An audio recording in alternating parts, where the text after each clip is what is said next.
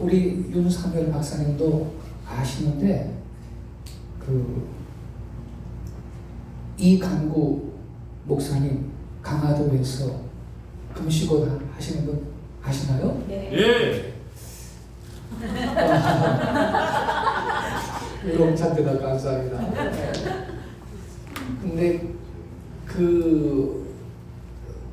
그분 큰아들하고 우리 둘째 딸하고 혼인을 했어요. 예. 근데 그 과정이 어떻게 됐냐면, 누가 소개를 했어요. 우리 딸을 이강구 원장님한테. 그래서 둘이 일단 만났어요. 만나고 몇 번 만난 적도 겨우 몇 번 만났는데 이강구 원장님이 우리 딸을 딱 앉혀놓고 너 우리 아들하고 결혼해라. 만난 지 몇 번인데 그랬어요. 우리 딸은 성균관 대학에서 현대무용을 전공을 하고 엄마 닮아서 늘씬하고 평창 동계올림픽 할 때 식전에 막 행사하잖아요. 댄스 막 춤추고 그거 조감독 있어요. 조감독. 그걸 춤은 조안무라고 하더라고요. 그 방면으로 잘 나가고 있는 상황이었죠. 잘 나가고 있었고, 그런데 어쨌든 둘은 계속 만나고 있었는데 둘이 결혼하라고 계속 그러는 거예요. 근데 초나초동을 다 겪어봐야 사람을 안다고 그랬는데 어르신들이 이건 너무 빠른 거지. 제가 그런 생각을 했는데 글쎄 우리 안 사람은 그렇게 하십시다 이렇게 또 얘기를 해놨네요. 난 상의도 없이. 그리고 지금 우리 딸은 무슨 아직 몇 번 만났는데 확신이 있는 것도 아니고, 근데 그렇게 우리 한 사람은 동의를 했어요.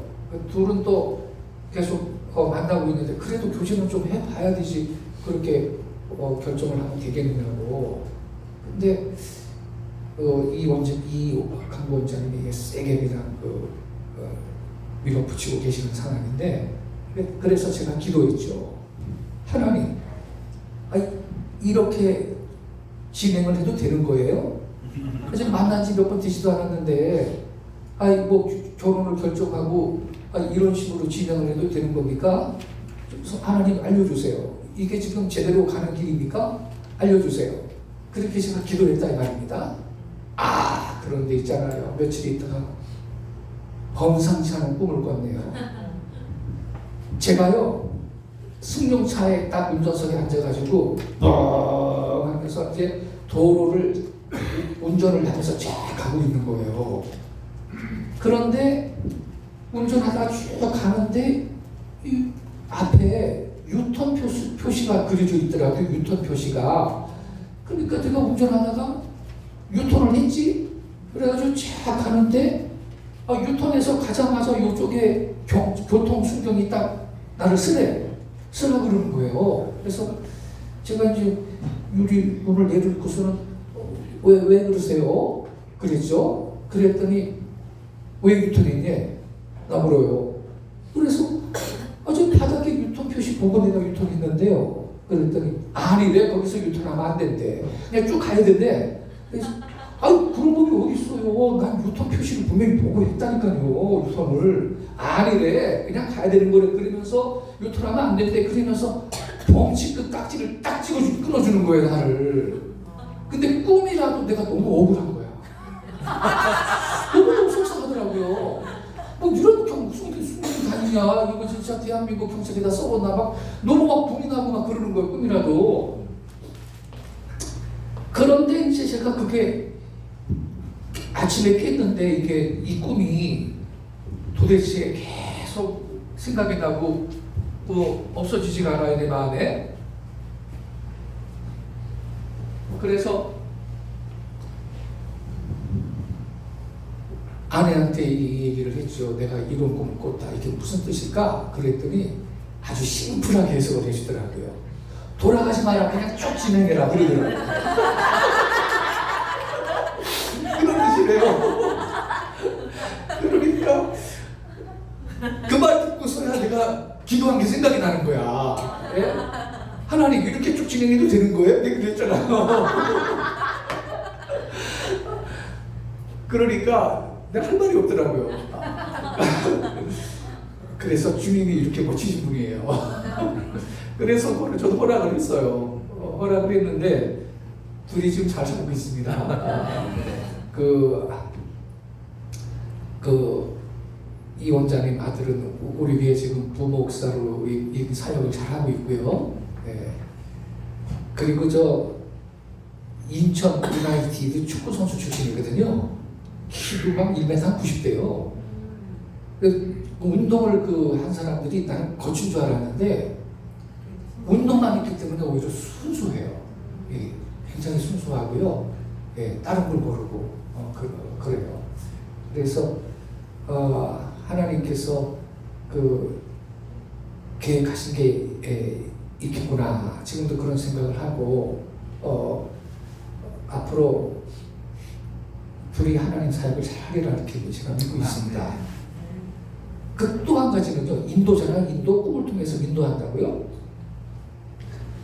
이건 제 문제인데 제가 20대 청년 때 있잖아요. 20대 청년 때 갈림길에 딱 제가 서 있는 거예요. 이쪽으로 가야 되냐, 이쪽으로 가야 되냐. 근데 저는 오른쪽으로 이쪽으로 가려고 이미 마음을 정한 상태인데 그래도 기도하고 결정을 해야 될 것 같아서 당시에 지금도 있나요? 흰돌산 기도. 예, 거기 가가지고 3일 금식을 했어요. 알려달라고. 제가 바른 결정을 한 거냐고. 저는 이쪽으로 가기로 이미 결정했습니다. 하나님 허락하시나요? 제대로 내가 결정한 겁니까? 그렇게 기도를 했는데 기도원에서는 아무 응답이 없었어요. 하산해가지고 이제 그 다음날 새벽에 꿈을 꿨는데 제가 버스를 탔어요. 관광버스 같은 고속버스 있죠. 고속버스 탔어요. 근데 운전석 바로 옆에 문 출입구 쪽에 맨 앞에 의자에 내가 앉아 있는 거예요. 앞이 잘 보이죠. 옆에 운전사가 있고요. 이 고속버스가 고속도로 우리 달려갔잖아요. 고속도로를 달리고 사거리를 막 돌고 고속도로에 가는 거예요. 내가 맨 앞에 있으니까 잘 보여. 그런데 어느 순간 창밖이 깜깜하더라고. 밤이 된 거예요. 그런데 거기까지 괜찮아. 그런데 바깥은 깜깜해졌는데 이 고속버스가 고속도로를 벗어나가지고 비포장도로로 가더니만 개울물이 막 흐르는데 거기를 얇게 흐르는데 거기를 탕탕탕탕 하면서 건너가지고 산으로 들어가는 거야. 이 고속버스가요. 바깥은 지금까지 지금 어두운데 그 순간 꿈이지만 내 마음속에 두려움이 강하게 엄습하는 거예요. 너무 불안하고. 그래서 내가 맨 앞에 앉아 있으니까 여기 운전사한테 아저씨 나 차 잘못한 것 같아요. 이 어디 가는 거예요? 난 내려야 돼요. 나 차 잘못 탔어요. 나 내리게 해주세요. 이게 내가 꾼 꿈이에요. 나는 내가 기도한 게 있는지는 또 기억도 못하고 그때 신학대학원 다닐 때인데 저기 양지 캠퍼스로요. 총신대 신대원 다닐 때인데 학교에서 공부하는데도 집중이 안 돼. 꿈만 생각나. 그런데 하루 종일 뭔지 모르겠는데 세상에 하교할 때 비로소 내가 꿈 지금 하고 있는데 그거구나. 비로소 그때 그게 깨달음이 오는 거예요. 그거구나. 자, 제가 이쪽으로 간 걸 이미 거의 100% 가까이 결정을 한 상태인데 내가 어떻게 기도했어요? 이를 가기로 결정했는데 주님 이거 제대로 결정한 거예요? 이렇게 물어봤잖아요. 근데 그 기도에 대한 응답이었던 거예요. 너 잘못 가고 있는 거야 라고 말씀하신 거예요. 그러니까 이게요 지금도 어저께 꾼 꿈처럼 선명하게 제 가슴에 새겨져 있거든요. 이런 것이 성령님께서 주신 그 예언적인 꿈은요, 이렇게 아로새겨져 있습니다. 그래서 이렇게 그 우리가 하나님께서 꿈을 통해서 인도하시거나 경고하시거나 그 방향을 지시하거나 할 수 있거든요. 그러니까 이러한 경험을 하신 분들은 이 490장 여기 그 19페이지에 보면요, 490장 있잖아요. 그 3절 보세요. 세상 풍조는 나날이 변하여도 나는 내 믿음 지키리니 인생 살다가 죽음이 꿈 같으나 오직 내 꿈은 거짓되리라 참되리라. 요 가사가 이해가 되는 거죠. 근데 이런 경험이 없는 분들은 야, 이거 직통계시 너무 의심하는 위험한 노래네. 뭐 성경만 참되지 꿈이 참되다고 떠들고 있냐? 이러잖아요. 내 꿈은 참된 거거든요. 왜냐하면 주님이 주신 꿈이니까. 그러니까 저는요, 좀 이 밸런스를 좀 맞춰야 된다고 생각하는데, 저는 보수적인 그 신학을 했고 신학적인 사상이 보수적인 사람인데, 근데 그 이러한 그 성령님의 그 역사를 그 경험을 하지 않고 부정하면 그 믿음 생활이라는 게 굉장히 뜨가이해질 수가 있다고 봐요. 그래 여기 저 지금 꼭 다시 22페이지에 그 꿈과 환상을 주시는 목적 가운데 이 인도나 그 확증 내가 꿈을 통해 확증을 받았죠. 또 경고를 주시기 위한 것이다. 이러한 그 내용이 있는데 그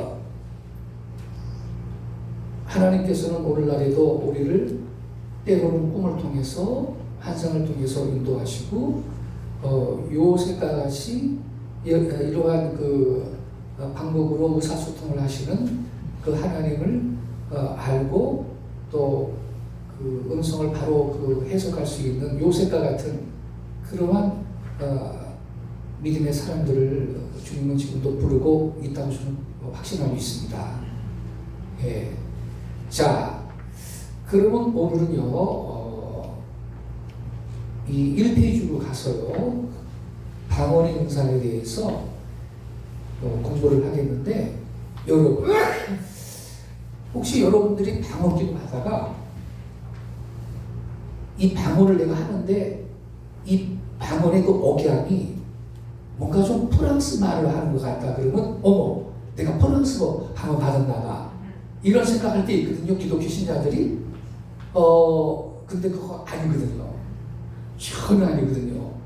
왜 그런 오해를 하냐 하면 인설방언과 신설방언, 사람의 방언과 천사의 말이 뭔지 구분을 못하기 때문에 그런 오해를 하는 거예요. 우리가 기도할 때 하는 방언은 그게 혹시나 뭐 억양이 중국말 비슷하다고 해서 절대로 중국어를 구사하는 게 아닙니다. 그건 천사의 말인데 천사가 하는 말을 한다 뜻이 아니고 천사는 영이잖아요. 영적 언어를 하는 거예요. 우리가 개인적으로 방언 기도를 할 때 하는 방언은. 그래서 이 제목이 그래서 사람의 방언과 천사의 말인데요. 자, 고린도전서 13장 1절을 본문을 같이 읽겠습니다. 시작. 내가 사람의 방언과 천사의 말을 할지라도 사람이 없으면 소리나는 구리와 울리는 꽹과리가 되고. 여기에서 바울은요, 사람의 방언과 천사의 말이라는 두 가지 언어를 언급하고 있습니다. 사람의 방언과 천사의 말은 뭘 뜻하느냐? 그것은 둘 다 초자연적 은사로서 사람의 방언은 인설 방언을, 천사의 말은 신설 방언을 의미하는 겁니다. 먼저 사람의 방언, 곧 인설 방언 은사에 관해서 살펴보겠어요.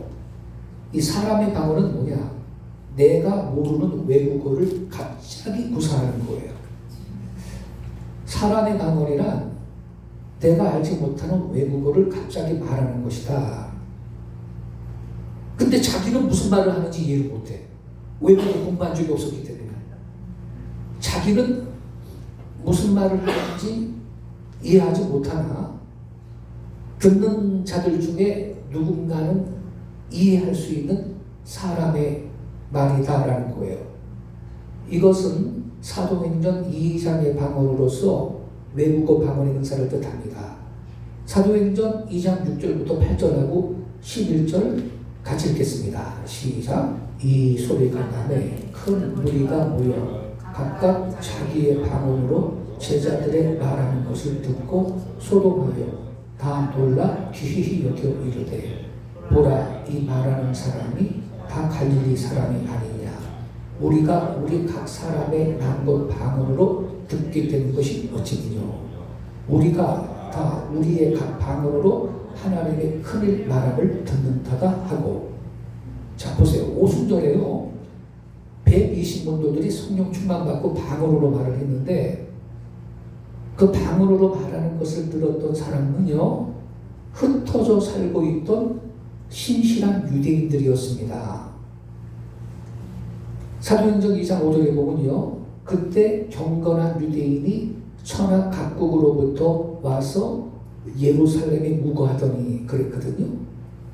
그러니까 디아스포라 유대인들이 오순절 절기 지키려고 예루살렘에 와서 머무르다가요 갈릴리 사람들인 제자들이 자기들의 난것 방언을 유창하게 말하는 소리를 들었으니 놀라요 안 놀라요? 놀랐죠. 놀랐던 거예요. 이 갈릴리 속 사람들인데 이거 외국어 대학 나왔어요? 아유 저도 안 가봤어요. 외국어 공부. 근데 내가 태어난 나라 언어를 구사한다 얘들이 이거 어떻게 된 거냐 깜짝 놀란 거죠. 그들은 모두 14개국 이상의 나라로부터 모인 유대인들이었는데요. 제각기 자기 나라의 말로 알아둘 수가 있었어요. 그러니까 제자들은요 외국어를 공부한 적이 없었지만 이 모든 나라들의 외국어를 초자연적으로 구사했던 것입니다. 바로 이것이 사람의 방언, 곧 외국어 방언의 은사예요. 어떤 자들은 이렇게 설명한다. 제자들이 각 나라 방언을 했다는 것은 듣는 자들이 각자 그들의 언어로 들었기 때문이다. 제자들이 신비롭게 방언으로 말하고 있었는데 그냥 우리가 지금 오늘날 기독교인들이 기도할 때 하는 방언 같은 거요. 그런 방언을 말하고 있었는데 듣는 사람들한테 기적적으로 자기 나라의 말로 들렸던 거다. 어떤 분도 이렇게 설명하는데 아니죠. 이것은 성경이 실제로 의도하는 바와 다른 그릇된 교훈이다. 성경은 이렇게 말합니다. 저희가 다 성령이 말하게 하심을 따라. 누가 말하게 하심을 따라요? 성령이 말하게 하심을 따라 다른 외국어로 말을 했다고 써 있는데 근데 그렇게 그 해석을 하면 안 되는 거죠.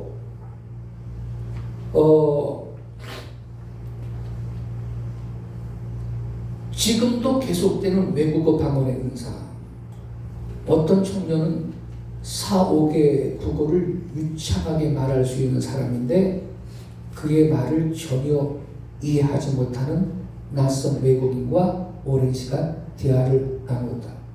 이때 그는 방언을 말한 것인데 본인 자신은 자기가 무슨 말을 하고 있었는지 또는 어느 나라 말을 하고 있었는지 전혀 알지 못했지만 그 낯선 사람은 그가 하는 말을 이해를 할 수 있었기 때문에 굉장히 위로도 받고 기뻐했던 사례가 있습니다. 한 미국 청년이 일본에서 군 복무를 할 때 일본 여자가 결혼하였다. 그 젊은 부부는요 미국으로 돌아가 한 가지만 제외하고 별 탈 없이 잘 지냈죠. 부인은 남편의 기독교 신앙을 노골적으로 싫어하고 그녀의 불교를 완고하게 고집했어요. 어느 날 밤 저녁 예배 후 두 부부는 단 앞에 있었는데 남편은 예수 그리스도의 이름으로 하나님께 기도하고 있었고요. 부인은 불교식 기도를 하고 있었습니다. 그리고 그들 옆에는 중년 부인이 무릎을 꿇고 기도하고 있었습니다. 그 부인이 큰 소리로 방언 기도를 하기 시작했을 때 갑자기 일본인 부인이 남편의 팔을 잡아당기고 이렇게 말한 거예요. 들어보세요. 이 부인이 저에게 일본어로 말하고 있어요. 나에게 너는 부처를 따르려고 이제껏 노력해왔다. 그러나 부처는 너에게 아무 일도 해주지 않는다. 예수 그리스도를 믿지 않겠느냐 라고 말하고 있어요. 그것도 보통 일본어로 말하는 것이 아니라 절에서 사용하는 언어로 말해요. 그리고 나의 완전한 일본식 이름으로 내 이름을 불러요. 이 나라에서는 아무도 그걸 아는 사람이 없는데도 말이에요. 이 젊은 여인이 그리스도인이 된 것은 놀랄 일이 아니다. 이 표적을 봤기 때문에 회심을 하게 되었던 거죠. 자, 그럼 이게 어떤 상황이냐? 3페이지 보면요. 이 상황에서 실제로 일어난 것은 미국인 주부가 하나님의 강권으로 방언을 받았을 때 성령님은 하나님께 하는 기도의 언어를 하나님께로부터는 메시지로 바꾸어가지고 외국어 방언을 구사하게 한 거예요. 자, 그러면 이 미국인 여성이 자기가 일본 말로 어떤 내용으로 지금 말하고 있다 알았을까요? 몰라요. 그거는 몰라. 자기가 무슨 말 하는지 몰라. 근데 그 일본 여성은 알아듣고 깜짝 놀란 거죠. 예, 이런 것이 그 외국어 방언의 은사입니다. 자, 그 밑에 보세요. 방언, 불신자들에게 대한 표적. 자, 지금의 사례가 불신자 일본 여성에 대한 여성에게 표적으로 기능했거든요. 이 외국어 방언이. 믿는 자들이 복음을 전할 때 말씀을 확고하게 하시는 초자연적 표적이 따르는데 그 중에 하나가 방언입니다. 마가복음 16장 17절에 예수님이 말씀하셨죠. 다 같이 읽겠습니다. 시작. 믿는 자들에게는 이런 표적이 따르리니 곧 저희가 내 이름으로 귀신을 쫓아내며 그 다음에 뭐죠? 새 방언을 말하며라고 분명히 예수님 말씀하셨죠. 그리고요, 이 방언은요, 특별히 불신자들에게 표적이 됩니다. 고린도전서 14장 22절에 바울이 그렇게 썼어요. 그러므로 방언은 믿는 자들을 위하지 않고 믿지 아니하는 자들을 위하는 표적이다. 이렇게 말씀을 했어요.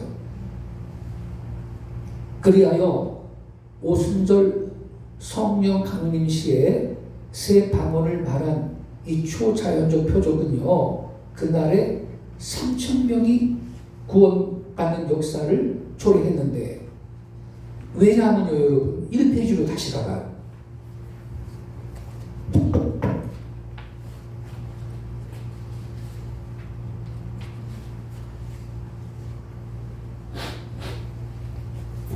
거기 보면요, 성경 보세요. 사도행전 2장 6절부터 8절하고 11절이요.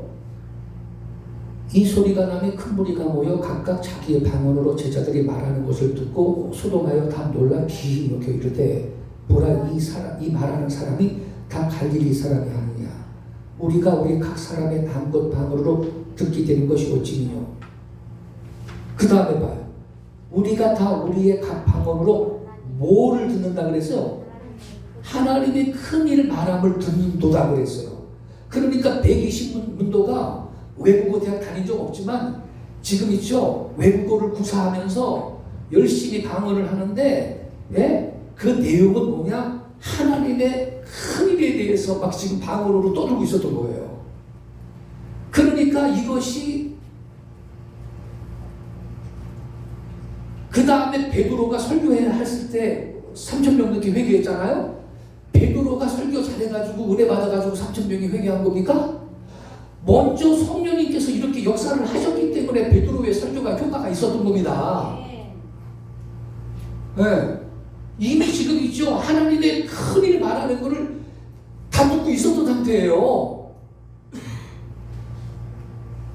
그래서 물론 이 120분들은 자기들이 무슨 말을 지금 하고 있는지 몰랐지. 그렇지만 외국에서 온 이스라엘 그 디아스포라 교포들은 다 알아들었던 거예요. 어머나, 이 사람들 어떻게 내가 태어난 것 언어를 이렇게 구사하냐?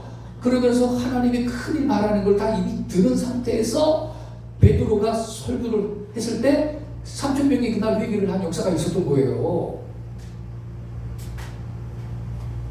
자, 그래서 3페이지로 가서요. 그 후에도요, 이 방언의 은사는 제자들이 복음을 전할 때 말씀을 확고히 해주는 표적이 되었다라는 거죠. 마가복음 16장 20절 말씀, 이게 킹제임스 버전에서 인용한 건데 더 좀 이해하기 좋게 그 번역이 되어 있어요. 같이 읽겠습니다. 시작. 그 후 제자들이 나가서 곳곳마다 복음을 전파하니 주께서 그들과 함께 역사하시고 또 따르는 표적들로 말씀을 확고하게 하시더라. 아멘. 할렐루야. 제자들이 복음을 전해요. 그런데 그 전한 복음을 따르는 표적이 확고하게 해줬다. 그러니까 오늘날에도 사역의 현장에서는 성령님의 은사가 나타나는 것이 유익한 거죠.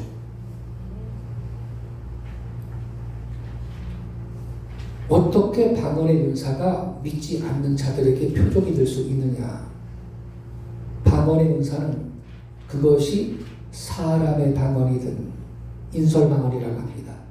천사의 말이든 이걸 신설방언이라고 합니다. 불신자들에게 표적으로 작용을 해요. 왜냐하면 다음과 같은 두 가지 영적인 효과가 발생하기 때문인데요. 첫째, 방언은 불신자가 알고 있는 언어일 수 있으며 그러므로 하나님의 메시지가 그에게 직접 전달될 수 있습니다. 인설방언이죠. 물론 통역의 은사가 필요하지 않습니다. 둘째로, 방언은 불신자가 알지 못하는 언어일 수 있습니다. 그러나 통역된 메시지에 의해 방언 통역이죠. 그가 영향을 받을 수 있고 그러므로 이것이 그에게 표적이 될 수가 있는데 신설방언, 이게 소위 기도방언이라는 거. 기도할 때 우리 하나님 앞에 개인적으로 이것을 누가 통변을 해주면 불신자한테 표적으로 기능을 할 수가 있다는 거죠. 예언의 은사와 같은 효과가 발생하기 때문입니다. 자, 그러면 4페이지로 가서 인설방언이 나타나는데, 인설방언, 내가 사람의 방언과 천사의 말을 할지라도 그 사람의 방언을 말하는 거예요. 인설방언, 즉 외국어 방언의 은사는 언제 주시느냐? 그것은 우리가 개인적으로 기도할 때 나타나는 은사가 아니다. 이게 포인트예요. 개인적 기도 생활을 위하여 주시는 방언은 천사의 말, 곧 신설 방언으로서 고린도전서 14장의 방언입니다. 천사의 말, 그러니까 다시 말씀드려요. 천사들이 하는 말을 내가 한다 이게 아니고 천사는 영이에요. 영적인 언어다 이런 뜻인 거예요. 예. 이게 고린도전서 14장의 방언입니다. 그렇다면 외국어 방언의 은사는 어떤 상황에서 주시느냐? 어느 외국인이 있을 때 나는 그의 나라와 언어를 모르지만 하나님이 나를 통해 그 외국인에게 말씀하시고자 하는 것이 있을 때 나타납니다.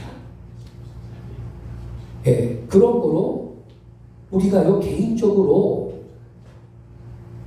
혼자 방언 기도할 때 혹시 그 방언의 발음과 억양이 뭐 중국말과 비슷하다더라도 내가 중국 방언을 한다고 착각하지 말라 이 말입니다. 그렇게 오해하는 신자가 많은데 제가 전도 생활할 때 고등학생이 급여 철학기도 끝나고 왔는데 목사님 나 아까 저기 프랑스 방언 받은 것 같아요. 내 말이 프랑스 말 비슷했어요 그러더라고. 전혀 아니거든. 예. 그러니까 그런 거 착각을 하면 안 돼요. 방언 기도라는 건요 대상이요 사람이 아니고 하나님이고요. 그러니까 기도 방언입니다. 이거는 대상이 사람이 아니라 하나님이고 누구도 알아들을 수 없는 말로 하나님께 비밀을 말하는 거라고 써 있어요. 고린도전서 14장 2절 같이 읽겠습니다. 시작. 방언을 말하는 자는 사람에게 하지 아니하고 하나님께 하나니 이는 알아듣는 자가 없고 그 영으로 비밀을 말하느니라. 그러니까 여러분이 성령 충만해가지고 막 영으로 기도하고 있어요. 지금 영으로 방언으로 기도하고 있는데 이 자리에 전 세계 200개 나라에서 한 명씩 대표로 다 와서 지금 여기 있다고 쳐. 근데 내가 지금 방언으로 성령 충만해서 방언 기도하고 있어. 그거 알아듣는 외국인이 있을까요? 없을까요? 아무도 없어요. 여기 써 있잖아요. 방언 기도는 대상이 하나님이고요. 하나님께 내 영이 비밀을 말하는 거예요. 알아듣는 자가 없고요. 그래서 심지어 귀신도 이거 못 알아듣는 거예요. 이게 고린도전서 14장의 방언인데 이게 바로 내가 사람의 방언과 천사의 말을 할지라도 그 천사의 말입니다. 그 신설 방언의 은사, 기도 방언을 말하는 것입니다. 네. 자, 밑에 보세요. 분명히 알아듣는 자가 없다고 말씀하고 있다. 따라서 우리가 개인적으로 기도할 때 하는 방언 기도는요, 만약 전 세계 모든 나라 사람들이 듣는다 해도 그 말을 알아들을 수 있는 자가 결코 없는 것이고, 심지어 천사도 귀신도 이걸 알아들 수가 없고요. 오직 하나님만 그 뜻을 하시고 응답해 주시는 겁니다. 내 영이 비밀을 하나님께 말하는 겁니다.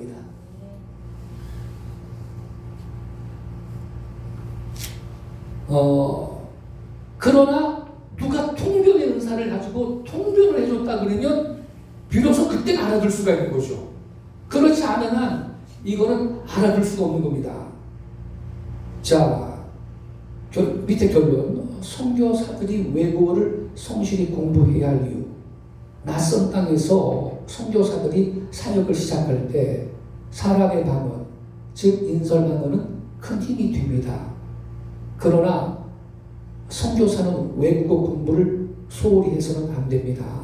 왜냐하면 외국어 방언은 성령이 제시할 때만 믿지 않는 자들한테 표적으로 나타나기 때문입니다.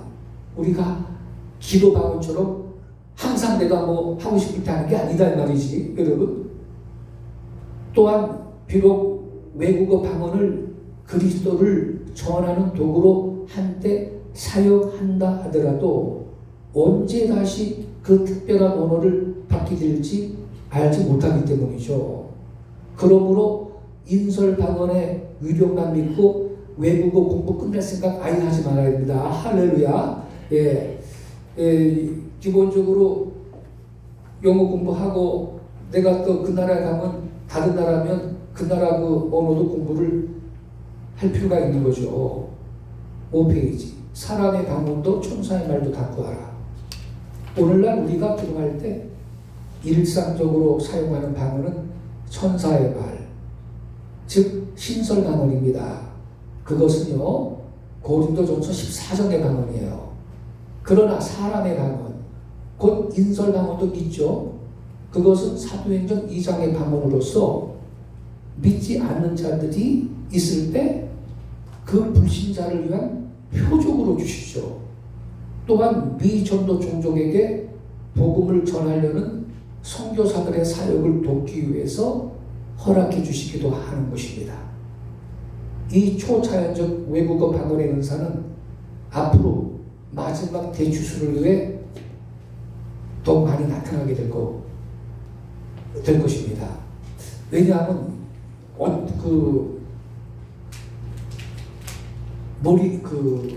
모리스 세룰로라는 치유 사역하는 목사님이 있거든요.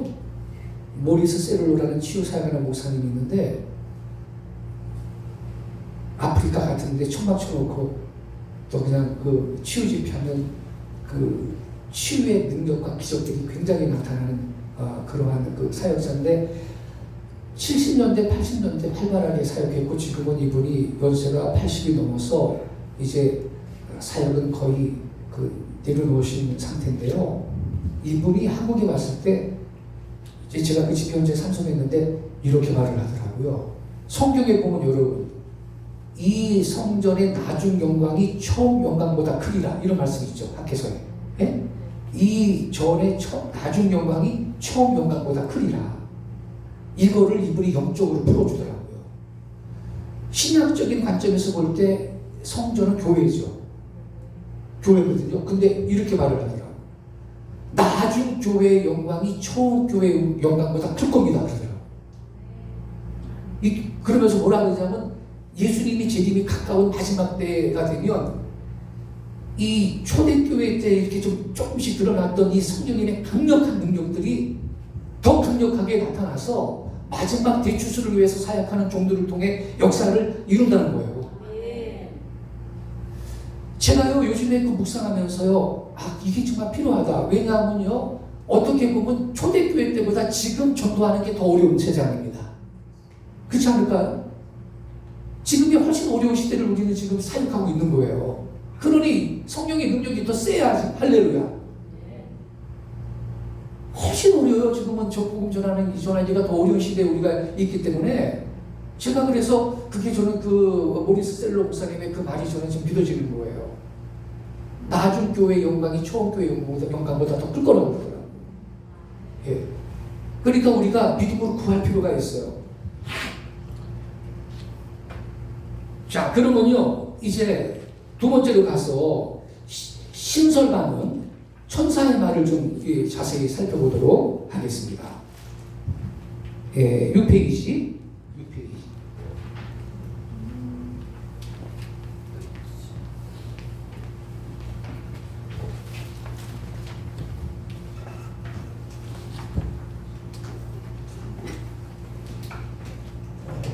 자,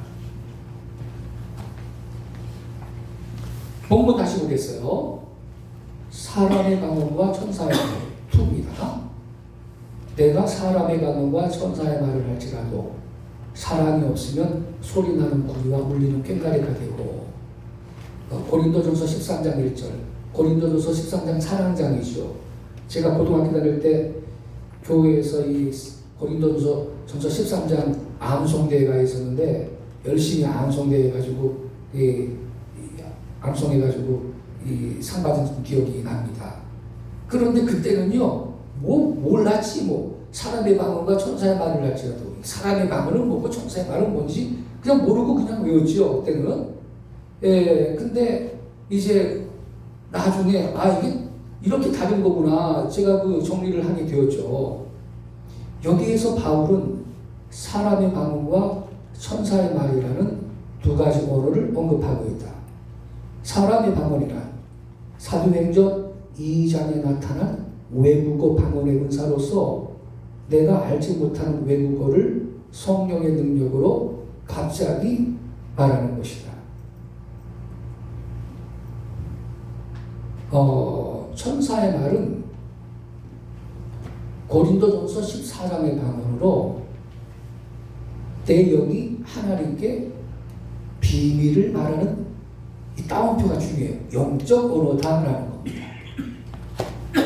이 영의 소리를 천사의 말이라고 표현한 것입니다. 전자는 인설방언이라고 하고요, 후자를 신설방언이라고 합니다. 신설방언의 은사에 관해서 살펴보겠습니다. 사도행전 2장 방언하고 성격이 완전히 다릅니다. 그 사도행전 2장에 나타난 외국어 방언의 은사는 내가 알지 못하는 외국어를 성령의 능력으로 갑자기 말하는 것이다 그랬는데, 동방박사가 만약 신라인이라면 예루살렘 가가지고서는요, 그 유대인의 왕으로 나시니까 어디 계십니까? 우리가 동방에서 그의 별을 보고 여기 경배하려고 왔습니다. 그랬을 때 언제 히브리어를 공부를 했겠어요? 저는 초자연적인 그 은사와 능력이 그때 발휘됐다고 저는 생각하고 있습니다. 이 부분은 이제 책이 나올 건데, 우리 윤상일 박사님도 추천의 글을 써주셨는데요. 먼저 나온 우리는 아리랑 민족, 이 후속편이거든요. 두께도 비슷해요. 두께도 비슷한데 출판사 사정 때문에 연장이 자꾸 돼가지고 그래도 3월 하순에는 나올 것 같은데, 거기에 한 챕터가 이 동방박사 이야기가 있어요. 거기 여기 지난 학기에 좀 소개했지만 책으로 나온 것은 더 그 자세하게 그 설명이 되어 있는데 그 책이 나오면 참고해 주시기 바래요. 자, 그러면요 밑에 그 기도의 초자연적 은사를 보겠습니다. 천사의 말, 곧 신설방언은 누구도 알아들을 수 없는 말로 나의 영이 하나님께 비밀을 말하는 것이다 라는 겁니다. 근데 하나님께 말하는 것은 기도죠. 그래서 이것을 보통 방언 기도 이렇게 우리가 표현을 하고 있는 겁니다. 방언 기도. 성경은요 고린도전서 14장 2절 방언을 말하는 자는 분명히 대상이 사람이 아니죠. 사람에게 하지 아니하고 하나님께 하나니 이는 알아듣는 자가 없다 그랬고 그의 영이 비밀을 말하느니라. 누구한테? 하나님한테. 그의 영이 비밀을 말하는 거예요. 그러므로 신설 방언은요 기도의 초자연적 은사라는 겁니다. 고린도전서 14장 13절도 그렇게 써 있죠. 내가 만일 방언으로 기도하면 나의 영이 기도하거니와 이렇게 써 있어요. 누구한테? 하나님한테. 방언으로 기도하면 그거는 내 영이 기도하는 거다 이 말이에요. 자, 근데 중요한 건 내 영이 하나님께 기도를 하는데 근데 저와 여러분이 예수님 믿고 구원받으면 성령 받죠. 그래서 성령 받는데 성령님이 어디에 와 계시냐면 내 영으로 와 계시거든요. 그래서 내 영이 거듭난 영이 되는 겁니다. 그럼 밑에 설명문 보세요. 성령과 내 영이 듀엣을 이루어 하는 기도. 예수님을 우리가 구주로 영접하면 바로 그 순간 성령님께서 나의 영 안에 오십니다. 그리하여 신자의 영은 거듭난 영이 되는 거죠. 구원받은 신자는요 누구나 자기 영 안에 성령이 계십니다. 고린도전서 3장 16절에 뭐라고 써있어요? 너희가 하나님의 성령인 것과 하나님의 성령이 너희 안에 거하신 걸 알지 못하느냐? 이렇게 써있어요. 구원받은 신자는 누구나 자기 영 안에 성령님이 계십니다. 따라서 성도들의 영은 거듭난 영이요. 그리고 신자들이 영으로 기도할 때는 하나님과 하나님의 성령과 사람의 영, 나의 영이요. 두 영이 듀엣을 이루어서 함께 기도하게 된다라는 것입니다. 예. 그래서요, 7페이지로 가요. 그러므로 정기적으로 방언 기도를 하는 사람은 바울 자신도 그러했지만요, 영적으로 빨리 자라고요. 그들의 생활에서 성령의 열매도 잘 맺고요. 또 성령의 권능도 받습니다. 바로 이와 같은 이유로 바울은 방언으로 기도하는 자는 자기의 덕을 높인다고 교훈했던 겁니다. 고린도전서 14장 4절 같이 읽겠습니다. 시작. 방언으로 말하는 자는 자기의 덕을 세우고 그랬어요. 나의 개인적 유익을 위한 은사. 덕을 세우고 라는 말은 헬라어로 집을 짓다는 뜻인데요. 유다서 20절에서도 똑같은 말을 하고 있습니다. 사랑하는 자들아, 너희는 너희의 지극히 거룩한 믿음 위에다 자기를 건축하며 성령으로 기도하며, 자기를 건축하며 다음에 곧장 나오는 게 성령으로 기도하며예요. 이게 성령 안에서 기도하라는 말인데, 이 성국에서 우리말 성경이 건축이라고 번역한 단어가 헬라어로 집을 짓다는 말이다. 자기의 덕을 쌓는다는 것도요, 일종의 건설 행위라고 할 수 있을 겁니다. 그런데 방언이 그 수단이 된다는 거예요. 근데 자기를 건축하며가 이게 자기의 덕을 높이는 것이 성령으로 기도하며, 이게 그 방언 기도 말하는 거거든요. 이거하고 이게 세트라 이 말이에요. 세트. 그래서 바로 나오는 거예요. 자기를 건축하며 다음에 성령으로 기도하며. 그 밑에 줄 봐요. 이러한 사실은 자기를 건축하며라는 말씀 바로 다음에 기록된 성령으로 기도하며라는 말씀으로 인해서 재확인이 되는데요. 성령으로 기도하며라는 것은 성령 안에서 기도하라. Pray in the Holy Spirit. 성령 안에서 기도하라는 뜻입니다. 성령 안에서 하는 기도란 영의 기도, 방언 기도를 의미하는 거거든요. 물론 성령의 감동을 받으면서 성령의 인도를 받아서 하는 기도도 뭐 광의적으로는 그 성령으로 기도하는 것이 되겠지만 1차적인 의미는요, 성령 안에서 기도한다라는 것은 내 영으로 하는 기도를 가리키는 것이요, 방언 기도를 의미하는 겁니다. 예, 그러니까 거룩한 믿음 위에 자기를 건축하는 일은 영으로 기도하는 생활과 아주 밀접한 관계가 있음을 이 유다서 20절이 지금 보여주고 있는 겁니다. 방언기도, 즉 영의 기도를 규칙적으로 하는 신자는 영적으로 바르게 성장하고요, 굳센 믿음 위에 자기를 세울 수가 있다는 것이죠.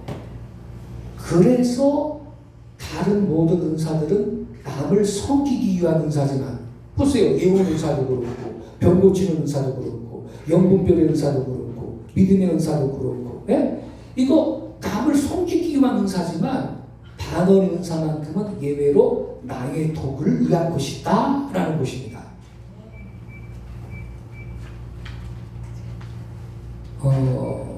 나를 위한 성령님의 탄식, 방언 기도는 나의 영이 하는 기도이다. 그런데 거듭난 신자는 내 영 안에 누가 와 계신다고요? 성령님이 와 계시고, 그래서 내 영이 거듭난 영이 되는 건데, 이거를요 이렇게 좀 표현을 할 수가 있을 것 같아요. 뭐 2분설 있고 3분설 있는데, 영혼, 육 이렇게 구분하는 걸 3분설이라고 그러고, 영혼, 육체 이렇게 구분하는 거를 2분설이라고 그러는데, 일단 여기서는요, 자 보세요.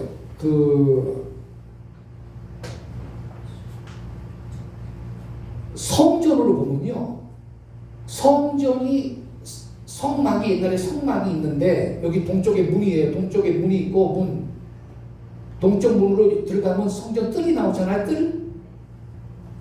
첫 번째가 뜰이죠. 성전 뜰. 그리고 여기에 성막이 있는데 여기 두 번째가 성소죠. 맨 안쪽에 뭐예요? 지성소인데, 맨 안쪽이 지성소인데, 지성소에는 법궤가 있고 하나님의 영이 지성소의 이 법궤 위에 임재해 계셨죠. 그래서 이거를 비유로 하자면 뜰을 육이라고 할 수가 있겠고, 성소를 홍이라고 할 수가 있겠고, 지성소를 영으로 이렇게 비유를 좀 할 수 있겠는데, 그런데 이게 다 물론 성전이지. 이게 전체가 다 물론 성전이지만, 그러나 하나님의 영은 지성소에 계셨잖아요. 그럼 우리 인간도 예수님을 믿고 거듭나면 성령님이 우리 육체 안에 들어오시잖아요. 그러는데 그래서 우리 육체는 일반 세상 사람 육체하고 다르게 성령님이 우리 안에 계시기 때문에 저와 여러분의 육체는 성전이 된 걸 믿으시기 바랍니다. 예. 그러니까 담배를 갖다가 하루에 7가지 피면서 폐암을 예비하는 행동은 기독교인은 있을 수가 없는 겁니다. 그건 성전 타겟자가 되겠습니다, 여러분. 아주 그냥 자기 육체를 갖다가 술독을 만들어가지고 허구한 날 퍼마시며 술을 간 나빠져가지고 간암 걸립니다. 성전 타겟자가 됩니다. 그런데 우리가 다 성전이지만, 여러분, 우리가 거듭날 때 성령님이 내 영에 오신다 말이에요. 내 영. 여기 지성소에 하나님의 영이 계시듯 우리 존재의 가장 깊은 곳. 그래서 우리의 영이, 우리 기독교 신자들의 영은 거듭난 영이 되는 거고, 저와 여러분이 영으로 기도할 때는 여기 교재에 있듯이 성령님과 내 영이 듀엣을 이루어서 하는 기도가 된다, 이 뜻입니다, 여러분. 그래서 여러분, 귀신이, 자, 그럼 우리가 거듭났어요. 우리 몸에 성령님이 오셔서 우리 육체가 성전이 되었어요. 그러면 귀신이 우리 육체를 공격할 수 있을까요, 없을까요? 그래도 있지. 귀신이 육체를 공격해서 질병이 생기게 할 수도 있잖아요. 여기는 안 돼. 여기는 영은 혼도 공격해가지고서는 그 정신질환이 생기게 할 수도 있잖아요. 혼적인 영역은 공격이 가능해. 육적인 영역도. 여러분. 그 어떤 목사님은 시골에서 목회하는데 자기 그 딸이 예배 시간에 피아노 반주예요. 피아노 반주. 그런데 태어날 때부터 다리 한쪽을 절어요. 오리를 모르고. 그런데 어느 날 이제 그 시골인데 부흥회를 인도하는데 부흥회 충만한 부흥회를 인도하다가 마지막 날 피아노 반주하는 딸을 안수를 했는데 애가 고꾸라져 버렸어요. 바닥에. 그리고 소리를 깨끗 지르는데 그 귀신이 드러난 거야. 그게 쫓겨나가면서 다리가 성해졌어요. 할렐루야. 그러니까 우리가 믿어도요, 구원받고 성령이 우리 육체 안에 들어오셔서 우리 성전이 됐어도 이 육체적인 영역과 혼적인 영역은 사단이 우리가 깨어 기도하지 않으면 공격을 할 수 있다니까? 예? 정신적인 그 질환이 생기게 할 수도 있고요. 근데 이쪽은 안 돼. 성령님이 와 계셔. 지성소야, 여기는. 그래서 여러분, 7페이지 밑에서 6번째 줄, 나를 위한 성령의 탄식을 봐주세요. 방언 기도는 나의 영이 하는 기도다. 그런데 거듭난 자는 내 영 안에 누가 계신다고요? 성령님이 계신다. 그리하여 앞서 말한 바처럼 방언 기도는요, 나의 영과 하나님의 성령 두 영이 듀엣을 이루어서 함께 기도하는 것이 됩니다. 따라서 내가 방언으로 기도할 때에는 성령님께서 말할 수 없는 탄식으로 나를 위하여 친히 간구해 주시는 놀라운 혜택을 그때 경험하게 되는 거예요. 그게 그 로마서에 나오거든요. 8페이지 봐주세요. 로마서의 그 8장 26절 27절입니다. 26절 27절 같이 읽겠습니다. 시작. 이와 같이 성령도 우리 연약함을 도우시나니 우리가 마땅히 빌 바를 알지 못하나 오직 성령이 말할 수 없는 탄식으로 우리를 위하여 친히 간구하시느니라. 마음을 감찰하시느니가 성령의 생각을 아시나니 성령이 하나님의 뜻대로 성도를 위하여 간구하시니라. 아멘. 자, 밑에 설명문 보세요. 우리는 안타깝게도 내가 무엇을 위해 기도해야 할지 알지 못할 때가 아주 많아요. 그런데 성령님이 우리의 그 지적 연약함과 한계를 도와주신다는 거예요. 여러분, 여기 26절에 이와 같이 성령도 우리의 연약함을 도우시나니 그랬는데 여기서 말하는 연약함은 우리의 육체적인 연약함이 아닙니다. 예? 우리의 그 지적 연약함을 말하는 겁니다. 구체적으로 뭐냐? 내가 마땅히 지금 기도해야 될 게 있는데 빌 바를 알지 못해. 그때 성령님이 말할 수 없는 탄식으로 저와 여러분을 위해서 간구해 주신다는 거거든요. 어떻게? 그게 어떻게 가능하냐? 내 안에 계신 성령님께서 말할 수 없는 탄식으로입니다. 오타가 나왔네요. 탄식으로 나를 위해 친히 하나님의 뜻대로 간구하심으로써 도와주는 거예요. 그럼 이 도움을 받으려면 방언 기도를 해야 된다는 말이죠.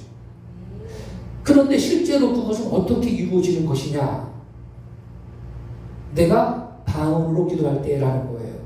내가 입 꽉 다물고 있는데 성령님이 탄식하며 기도하는 게 아니고요. 내가 영어로 기도할 때 이런 효과가 생긴다는 건데요. PC 넬슨은 헬라어 문자 그대로 성령께서 우리가 정확히 말할 수 없는 신음으로 우리를 위해 중보하신다라고 말합니다. 정확히 말한다라는 것은요, 우리의 사용하는 언어를 뜻합니다. 그런 이 구절이 의도하는 말을 기도할 때 우리의 입술을 통해 신음이 나오는 것뿐만 아니라 방언으로 기도하는 것까지 포함한다라고 지적을 하고 있습니다. 내가 방언으로 기도하는 건요, 내 안에 계신 성령으로 말미암아 가로 안에 인도를 받아 나의 영이 기도하는 거거든요. 따라서 방언 기도는 성령과 나의 영, 두 영이 듀엣을 이루어서 함께하는 기도가 됩니다. 그러므로 혹시 내가 무엇을 위하여 기도해야 할지 알지 못하면 그때는 영으로 기도할 필요가 있어요. 그때 내 영 안에 계신 성령께서 말할 수 없는 탄식으로 친히 나를 위해 하나님의 뜻대로 내가 방언으로 기도할 때, 영어로 기도할 때 그때 성령님이 말할 수 없는 탄식으로 강구해 주신다는 말입니다. 그러니까 영의 기도를 안 하면 이 혜택을 경험을 못 한다는 거죠. 이게 얼마나 놀라운 기도인가. 그러므로 방언 기도를 하지 않은 한 성령님이 나를 위해 친히 강구해 주시는 영적 혜택과 효과를 체험할 수 없다. 성령은 내 영 안에 계시기 때문입니다. 성령은 나와 분리되어서 탄식하며 방언을 말하지 않아. 당연하죠. 그분의 탄식은 나의 내부로부터 나의 입술을 통해 빠져나오는 것이에요. 밑에서 두 번째 줄 보세요. 성령님께서 우리를 대신해서 기도하는 것도 아니에요. 이거 오해하면 안 돼요. 그분은 우리 안에 내주하시는 동력자로서 보내주셨거든요. 성령님이 나의 기도 생활을 책임지는 게 아니라는 얘기입니다. 그분이 우리가 기도하는 걸 돕기 위해 내 영 안에 와 계신 거죠. 그러므로 성령님의 도우시는 기도를 힘입고자 한다면 반드시 내 입을 열고서 소리내어 방언으로 기도를 해야 합니다. 바로 그것이 성령 안에서 하는 기도이고요. 그러나 내가 입을 꽉 다물고 가만히 있어도 언제나 기도해 주시는 분은 누구죠? 성령님이 아니고 예수님이시죠.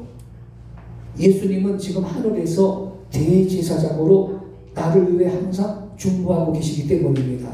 그건 예수님의 사역이고요. 그러나 나를 위한 성령님의 기도 사역은 그렇게 이루어지는 게 아니다라는 얘기입니다. 성령님께서 나를 위해서요 친히 간구해 주실 때는요 내가 영으로 그 방언으로 기도할 때입니다.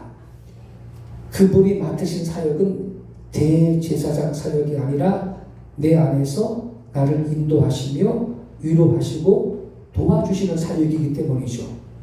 그러므로 더욱 깊은 기도의 은혜를 누리려면 방언 기도를 함으로써 내 안에 계신 성령님께서요 친히 말할 수 없는 탄식으로 나를 위해 간구하시도록 허락해 드리기를 바랍니다. 네, 이게 필요한 거죠.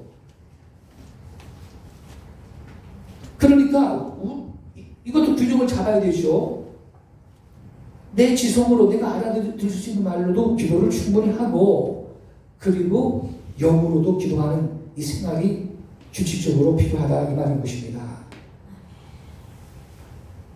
강조되어야 할 더 깊은 기도의 수단. 우리 인간은 큰 기쁨을 맛볼 때나 깊은 슬픔을 당할 때나 말문이 막힐 때가 허다해요. 그때 방언 기도는 이 한계선을 뛰어넘어 내 마음의 상태를 등이 하나님께 아뢰일 수 있게 해줍니다. 그래서 이 영어로 기도를 한참 하고 나면 심령의 상쾌함을 경험하게 됩니다. 그리하여 방언 기도는 더욱 깊은 기도와 찬양의 수단이 돼요. 예, 기도의 수단만 되는 게 아니라 방언 찬양도 있거든요. 여기 이제 교재에 있는데 더 깊은 기도와 찬양의 수단이 됩니다. 그렇기에 사도 바울은 방언으로 말하는 것이 얼마나 중요한가를 다음과 같이 강조했는데 고린도전서 14장 18절에 내가 너희 모든 사람보다 방언을 더 말함으로 하나님께 감사하노라 그랬습니다. 랄랄랄랄랄랄랄라 방언 기도를 한 거죠 바울이. 그러면 좀 공부 많이 하신 분들, 점잖으신 분들, 학식이 높으신 분들은 이걸 유치하다고 보는 경향이 있는데 아니 사도 바울만큼 자기가 똑똑한가? 사도 바울은요 헬라 철학에도 전문가요. 참 유대교의 가말리엘 문화에서 공부하신 유대 그 율법에도 전문가고 이런 분인데 이런 분이 방언으로 기도를 열심히 했다라는 사실. 그러니까 바울이 영성이 높은 거죠. 그래서 고린도전서 14장 5절에 나는 너희가 다 방언 말하기를 원한다 그랬고 고린도전서 14장 39절에는 방언 말하기를 금하지 말라 그랬습니다. 그리고 고린도전서 14장 15절에는 바울의 고백입니다. 내가 영으로 기도하고 마음으로도 기도하고 영으로도 찬송하고 마음으로 찬미하리라.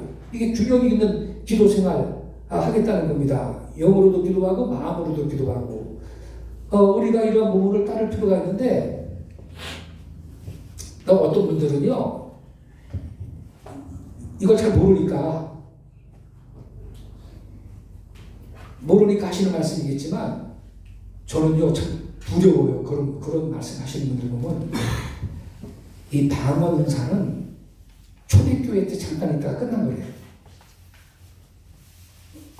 은사 종결론. 성경이 완성된 다음에 모든 은사가 끝나게. 그러면서 요세보 랄라살라 방언하는 거 이거를 비판을 하기를 사탄 마귀의 마지막 구토물이다라고 표현한 목사가 있어요. 야, 나는요 그런 소리를 듣고요 이거 성령 모독하는 거거든요. 성령이 모독하는 거예요. 하나님이 안 두렵나? 이렇게까지 자기가 경험 안 했다고 이렇게까지 표현을 하면 되나? 난 너무 두려워요. 나는. 어떻게 그렇게 말을 하죠? 그러면서 완전히 이분은 그 영적으로 볼 때 은사가 뭐냐 소방수의 은사를 받은 거예요. 불 다 꺼. 성령이 불 다 꺼. 그러면서 소방수야 소방수.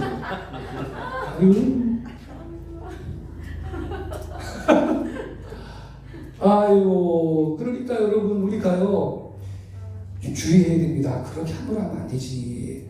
그래서 우리가 영적으로요 우리가 좀 이 바울이 사도 바울이 신령한 것을 너희가 모르기를 원하지 않는다고 알아야 돼요. 알아야 되고 그리고 우리가 삶에 조정하면 영적으로 풍성한 그 믿음 생활을 누리게 될 줄로 믿습니다. 아멘. 할렐루야. 제가요 다음 주에 올 때는요 그래서 이 과제를 내드릴 건데 이 영적 은사들 가운데 특별히 방언의 은사가 어떠한 유익을 주는지에 대한 그것만 잘 정리된 책이 있거든요.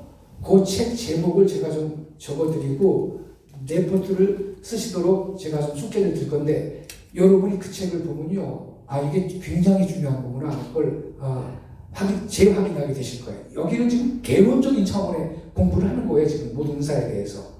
다음 주에 그걸 설명해 드리도록 하겠습니다. 이거 몇 분까지 저 시간 다 됐나요? 10분 남았습니다. 네, 10분 남았습니다. 그러면요 지난주에 못했던 부분이 있는데 예언적인 환상과 꿈의 유형 중에 28페이지로 가보겠습니다. 28페이지의 예언적인 꿈과 환상의 유형들 가운데 지난주에 예언적인 꿈을 공부했기 때문에 여기에서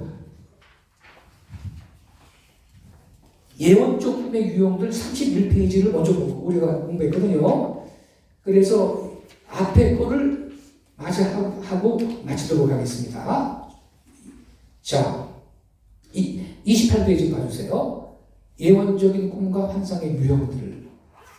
하나님이 가라사대 말세에 내가 내 영으로 모든 육체에 부어주리니 너희의 자녀들은 예언할 것이요 너희의 젊은이들은 환상을 보고 너희의 늙은이는 꿈을 꾸리라. 사도행전 2장 17절이죠. 마지막 때에는 예언과 더불어 꿈과 환상이 교회와 성도들에게 충만하게 될 것을 우리 이 말씀에 의지해서 믿을 수가 있습니다. 주님의 음성을 잘 듣기 위해서 예언적인 꿈과 환상에는 어떤 유형들이 있는지 살펴보겠는데 첫째, 환상의 유형들.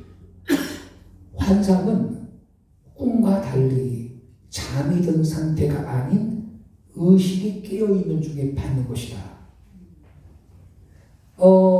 지난주에 그 31페이지 봐주세요. 31페이지 그 위에서 그 7번째 줄요. 예언주 꿈의 유형들 밑에 꿈의 효능을 정리해놨죠. 꿈의 효능은 뭐냐? 뭐의 방해가 최소화된 가운데 그랬어요. 의식의 방해가 최소화된 가운데. 왜? 잠든 상태니까. 요때 하나님께서 빠른 동영상처럼 그분의 뜻을 보여주는 데 있는 거거든요. 그러나 환상은 꿈하고 달리 의식이 깨어있는 중에 받는 거예요. 예. 자, 28페이지 다시 가요. 그리스도인들이 체험하는 환상에는 내적 환상과 열린 환상, 이렇게 두 가지 기본적 유형이 있습니다. 내적 환상. 내적인 환상은 주변에 있는 사물들 같이 실제로 보이는 것처럼 강력하게 느껴지는 건 아니지만요. 마음에 내적으로 그려보는 어떤 것과 같습니다. 내적 환상에는 영적인 환상과 비몽사몽간의 환상 두 가지 형태가 또 있어요. 첫째, 영적인 환상. 이것은 어떤 사람이 그의 영적인 세계에서 환상을 갖거나 어떤 것을 보게 되는 것을 말합니다. 영적인 환상의 한 예로 다메섹으로 가는 길에 바울이 겪었던 경험에서 찾아볼 수가 있죠. 바울은 기독교인들을 핍박하기로 작정하고 다메섹으로 가던 도중에 갑자기 대낮에 해보다 밝은 빛이 나타나서 자신의 주위를 비추는 것을 보게 됐는데요. 당시 그는 자신을 향하여 말하는 한 목소리까지 듣게 되지요. 사울아, 사울아, 내가 어찌하여 나를 핍박하느냐 하시거늘 대답하되 주여 니시오니이까 가라사대 나는 내가 핍박하는 예수라. 여기에서 바울은 자신의 육적인 눈으로 주님을 볼 수 없었지만 영적인 영역에서 그분을 보았던 거예요. 나는 내가 핍박하는 예수다 그랬어요. 예수님이 나타나신 거예요. 이것이 바로 영적인 환상으로서 환상의 첫 번째 유형입니다. 가장 하위 상태의 환상이라고 말할 수가 있겠습니다. 두 번째, 비몽사몽간의 환상. 영적인 환상보다 좀 더 높은 차원의 환상이 있는데요. 비몽사몽간에 나타나는 환상이 그것입니다. 이러한 환상에는 바울이 예루살렘에 처음 갔을 때의 체험에서 볼 수 있는데요. 사도행전 22장에 이렇게 말합니다. 후에 내가 예루살렘으로 돌아와서 성전에서 기도할 때 비몽사몽간에 봄에 주께서 내게 말씀하시되 속히 예루살렘에서 나가라. 저희는 내가 내게 대하여 증거하는 말을 듣지 아니하니라 하시거늘. 이 개역 개정판에는 성전에서 기도할 때 황홀한 중에 이렇게 또 번역을 했더라고요. 근데 이 사람이요 비몽사몽간에 빠지면요 육체적인 감각은 일시 정지하게 됩니다.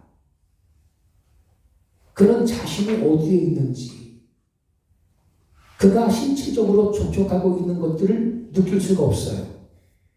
이것은 의식을 잃어버린 상태는 아니고 다만 육체적인 것보다 영적인 의식이 더 깨어 있는 것일 뿐입니다.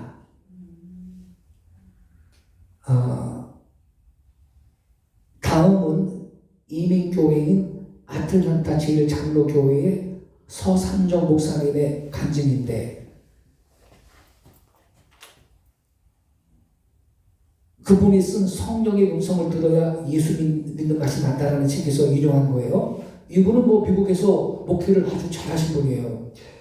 6.25 전쟁 때 피난처에서 고향에 돌아온 직후였다. 미군들이 마울기 개천에 주둔해 있던 어느 날 밤 어머니와 잠깐 누웠다가 미군 세 명을 환상으로 보았다. 가운데 사람은 키가 조금 컸다. 나는 눈을 감은 채 어머니에게 환상을 이야기했다. 어머니는 급히 일어나 건너갔고 잠시 후 누군가 방문을 두드렸다. 문을 열어보니 환상에서 보았던 그 군인 3명이었다. 환상에서 본 대로 가운데 군인이 키가 컸다. 당시 미군들은 밤마다 젊은 여자들을 찾아다녔는데 어머니는 그렇게 위기를 모면한 것이었다. 할렐루야. 이야, 얼마나 정확합니까? 가운데 사람 키가 컸다. 이 환상을 봤는데 실제로 3명이 왔는데 한 사람 키가 컸다는 거죠. 기가 막힌 영적인 체험을 하신 거죠. 서 목사님이 경험했던 환상은 이게 비몽사몽간의 환상이었습니다. 사도 베드로 역시 비몽사몽간에 나타나는 환상을 체험하였죠. 하나님께서 베드로에게 이방인들에게 복음을 가지고 가라고 말씀하셨을 때죠. 베드로가 지붕에 올라가 기도하고 있을 때 거기서 그는 황홀한 가운데 빠지게 됩니다. 비몽사몽간에 빠지게 되고 하늘이 열리는 걸 목격하게 되죠. 사도행전 10장 9절부터 12절 같이 읽겠습니다. 시작. 베드로가 기도하고 지붕에 올라가니 시간이 제 6시더라. 시장하여 먹고자 하며 사람이 준비할 때 비몽사몽간에 하늘이 열리며 한 그릇이 내려오는 것을 보니 그랬어요. 그는 영적인 세계의 영역으로 들어가서 이런 것을 보고 있었던 것이다. 이렇게 우리는 성경으로부터 베드로와 바울이 비몽사몽간에 빠져 영적인 세계를 보았다는 걸 살펴봤어요. 이들이 경험한 비몽사몽간의 환상은 두 번째로 높은 형태의 환상입니다. 아까 그저 29페이지 밑에 있죠. 서상정 목사님이 그 세 번째 줄 성령의 음성을 들어야 예수 믿는 맛이 난다.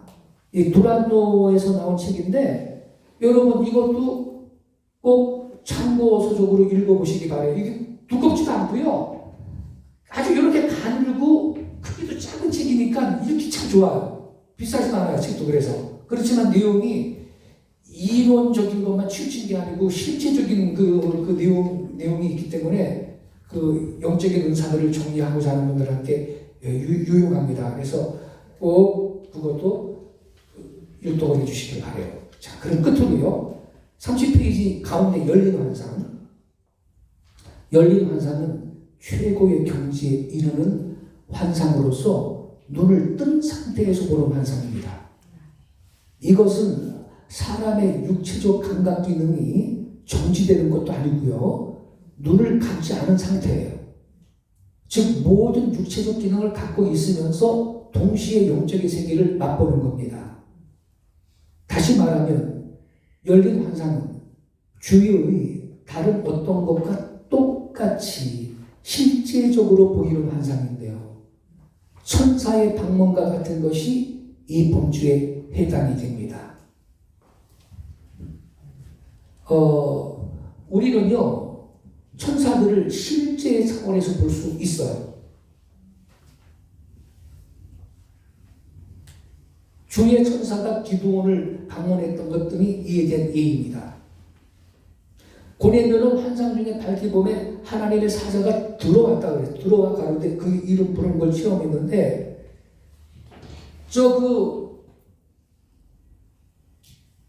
아직은 은퇴 안 하신 것 같은데 그 이태희 목사님이라고 아세요? 예. 이분이 이청선 목사님 제자라고 합니다. 이분도 주먹 한 가닥 왕년에 하셨던 분인데 그 하늘산 기도원 가서 그 이청선 목사님 열심히 사역할 때 거기서 기도하면서 그 은혜도 받고 영적 체험도 하고 그랬다고 하더라고요. 근데 제가 이분의 부흥한테 직접 들은 얘기예요. 그 이태희 목사님한테. 자기가 이제 그 성령 체험을 좀 하고 좀 주님 앞에 귀하게 쓰임받고 싶은 열망이 가득할 때 어떤 그 선배 그 목사님이 그러더래요. 그저 그렇게 쓰임 받으려면 깊은 산에 올라가가지고 소나무 뿌리를 몇 개를 뽑든지 하면서 기도의 씨름을 하는 가운데 영권을 얻어야 된다고 그러더래요. 그래가지고 그러면 나 기도해야 된다. 그래가지고 아무튼 깊은 산으로 가가지고 오랜 시간 동안 수일을 기도를 하고 이제 하산을 하는데 내려오다 길을 잃어버렸대요. 도무지 길을 못 찾겠더래요. 도무지. 그런데 한참 그렇게 헤매고 있는데 숲을에서 믿지 못했던 농부 한 사람이 나오더래요. 그래서 너무 반가워서 아유 아저씨가 길을 잃었어요. 어디로 가야 됩니까? 그랬더니 그분이 이렇게 어디서 내려가라고 얘기를 해주더래요. 그래서 아이고 감사합니다. 그리고 딱 이제 그분이 지시한 쪽으로 방향을 트는 순간 머리에 스치기를 나는 기도하러 이 높은 산에 와서 기도하다 내려가면서 길을 잃어버렸는데 저 사람은 누구냐 이런 생각이 들더래. 그래서 아이고 아저씨 감사합니다. 그러면서 이렇게 돌아서자마자 싹 그분을 확인하려고 물어보려고 돌아섰더니 없더래. 이태용 사는 말이 제비라도 그렇게 빨리 안 사라진대. 그래서 그분이 고백하기를 그때 하나님이 천사를 보내셔서 자기 갈 길을 가르쳐줬다고 그렇게 간증을 하더라고요. 제가 그분의 간증을 직접 들었어요. 그러니까 이러한 그 은혜가 오늘날에도 우리 이 특별한 경우 있을 수 있다 이 말이죠. 밑에서 그 6번째 줄 보세요. 케네스에게는 그가 체험한 이 눈을 뜬 상태에서 본 환상을 다음과 같이 간증한 바 있다. 눈을 뜬 상태에서 나타난 환상 속에서 평상시 여느 사람과 다름없이 분명하게 예수께서 나의 방으로 들어오시는 것을 보았다. 나는 내 침대 옆에 그분이 앉는 것을 보았으며 또한 나는 내가 평상시에 들어봤던 여느 사람들의 목소리와 마찬가지로 그분의 목소리를 분명하게 들을 수 있었다. 그래서 32페이지 이처럼 눈을 뜬 상태에서 보는 환상은 나의 육체적 기능이 모두 정상적으로 활동하고 있는 가운데 영적인 세계를 동시에 경험하는 아주 높은 차원의 환상인데 아무리 기도 많이 하고요. 아무리 금식도 많이 하고 그래도 이러한 체험은 일생에 한 번, 두 번 하면 많이 한다고 그래요. 네. 그리고 성령님께서 굳이 이러한 이렇게 나타날 이유가 없죠. 절박한 일이 아닌데. 네. 이러한 환상을 열린 환상이라고 합니다. 우리가 성령으로 충만하면 내적 환상은 물론 열린 환상과 같은 높은 차원의 환상도 특별한 경우는 체험할 수 있으리라는 것을 믿습니다. 예, 그래서 여기에 좀 관심 있는 분들은 이 30페이지 내 밑에 줄 나는 환상을 믿는다. 이러한 책도 좀 읽어보시면 다양한 내용들이 있거든요. 그 안에 이 영적인 은사들에 대해서 좀 더 정리가 되리라고 생각하고 특별히 아까 그 서삼영 목사님 책은 꼭 필독해 주시기를 부탁을 드리겠습니다. 할렐루야. 기도하겠습니다.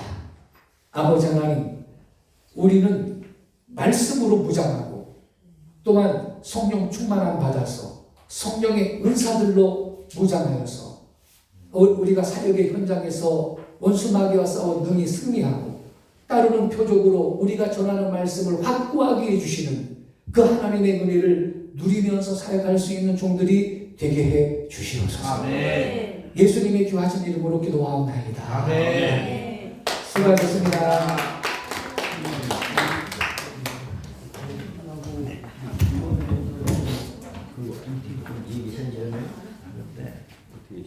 이성호 목사님 오셔서 이성호 목사님 오셔서 지금 오셨죠? 아니요.